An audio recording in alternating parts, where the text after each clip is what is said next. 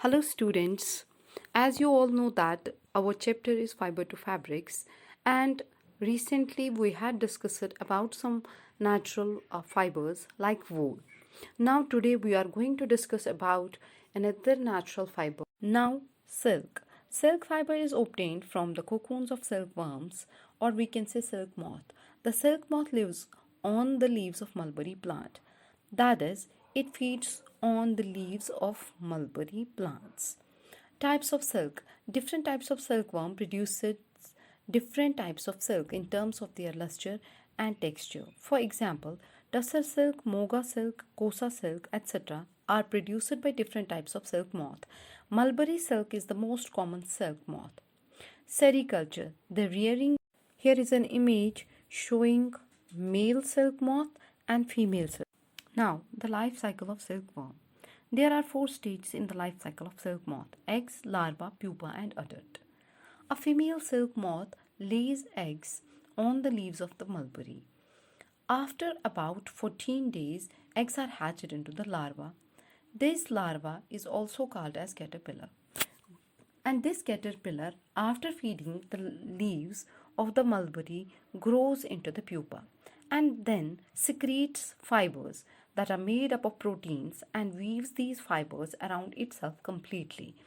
This forms a covering, and that covering is known as cocoon. This is an image showing the life cycle of silk. Now, processing of silk. The process of obtaining silk from silk moth involves rearing of silkworms, reeling and dyeing. This is followed. This is an image that shows the processing of silk.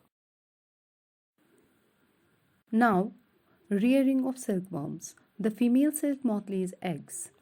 These eggs are stored over a clean cloth or paper strips.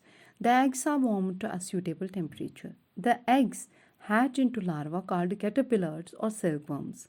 These silkworms are kept in bamboo trays and feeds on mulberry leaves and grows in size.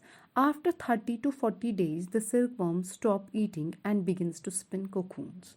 Cocoons get hardened because now reeling of silk. The cocoons are collected and kept in sunlight or boiled or exposed to steam so that the silk fibers separates out. The process of taking out the silk thread from the cocoons is called reeling. Reeling is now dyeing, spinning and weaving. Dyeing, the silk fibers are then dyed in different colors. Spinning and weaving, the silk fibers are then spun into threads and woven into different types. Now, uses of silk. Silk is a costly fiber. Silk fiber is used for weaving cloth, especially traditional dresses in India like sari, kurta, shawl, and other wedding cloths. Silk has always been prized for its luster and fine quality.